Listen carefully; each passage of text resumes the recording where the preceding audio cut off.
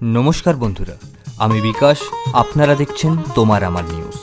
আমরা চলে এলাম আজকে আবার একটি নতুন ভিডিও নিয়ে। আজকের গুরুত্বপূর্ণ খবর, কিছুক্ষণের মধ্যেই ঠিক হয়ে যাবে ভারতের পরবর্তী প্রধান নির্বাচন কমিশনারের নাম। প্রধানমন্ত্রী নরেন্দ্র মোদীর নেতৃত্বে নয়াদিল্লিতে বসছে উচ্চ পর্যায়ের বৈঠক। চলুন বিস্তারিত জেনে নিই। সোমবার নয়াদিল্লিতে বসতে চলেছে প্রধানমন্ত্রী নরেন্দ্র মোদীর নেতৃত্বাধীন নির্বাচন কমিটির বৈঠক। কমিটির সদস্যদের মধ্যে রয়েছেন লোকসভার বিরোধী দলনেতা রাহুল গান্ধী, কেন্দ্রীয় স্বরাষ্ট্রমন্ত্রী অমিত শাহ এবং কেন্দ্রীয় আইনমন্ত্রী অর্জুন রাম মেঘওয়াল। বর্তমানে প্রধান নির্বাচন কমিশনার রাজীব কুমার আগামী 18 ফেব্রুয়ারি অবসর নিচ্ছেন, তাই আগের দিনই ঠিক হবে ভারতের নতুন প্রধান নির্বাচন কমিশনারের নাম। এক অনুসন্ধান কমিটি উপযুক্ত প্রার্থীদের একটি সংক্ষিপ্ত তালিকা প্রস্তুত করেছে। সে তালিকা থেকে নরেন্দ্র মোদী ও রাহুল গান্ধীদের কমিটি এক নাম চূড়ান্ত করে রাষ্ট্রপতির কাছে সুপারিশ পাঠাবে। রাষ্ট্রপতির অনুমোদন মিললেই ঘোষণা হবে প্রধান নির্বাচন কমিশনারের নাম। যদি প্রচলিত নিয়ম মেনে সেন্সিওরিটির ভিত্তিতে নির্বাচন করা হয়, তাহলে বর্তমান নির্বাচন কমিশনার জ্ঞানেন্দ্র কুমার প্রধান নির্বাচন কমিশনার হওয়ার দৌড়ে সবচেয়ে বেশি এগিয়ে থাকবে। তার মেয়াদ 2029 সালের 26শে জানুয়ারি পর্যন্ত। অন্যদিকে নির্বাচন কমিশনের তৃতীয় সদস্য সুখবীর সিং সান্ধু রয়েছেন প্রতিযোগিতায়।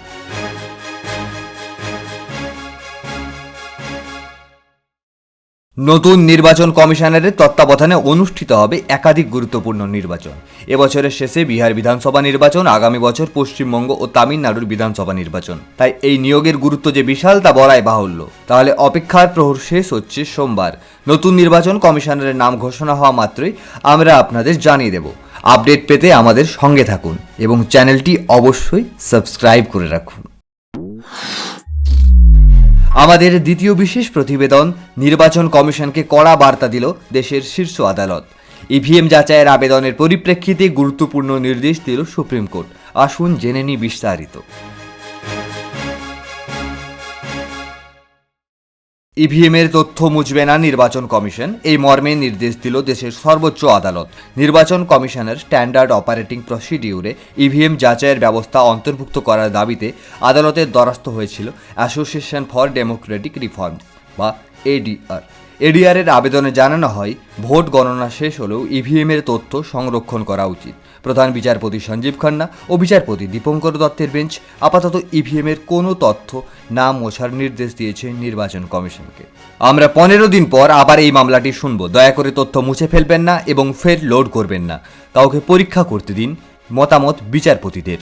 বিশিষ্ট আইনজীবী প্রশান্ত ভূষণ আদালতে বলেন, আমরা চাই যে ইভিএমের সফটওয়্যার এবং হার্ডওয়্যারে কোনো কারচুপি করা হয়নি তা পরীক্ষা করে দেখা হোক। এদিকে সুপ্রিম কোর্ট নির্বাচন কমিশনকে জানিয়েছে, শুধুমাত্র প্রতিক্রিয়া জানালেই চলবে না। ইভিএমের মেমোরি এবং মাইক্রো কন্ট্রোলার বার্ন করার প্রতিক্রিয়ার বিস্তারিত তথ্যও আদালতে জমা দিতে হবে। এই মামলার পরবর্তী শুনানি হবে 23 মার্চ থেকে শুরু হওয়া সপ্তাহে।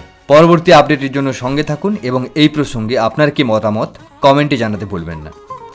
আমরা আগামীকাল আসছি আবার একটি নতুন ভিডিও নিয়ে।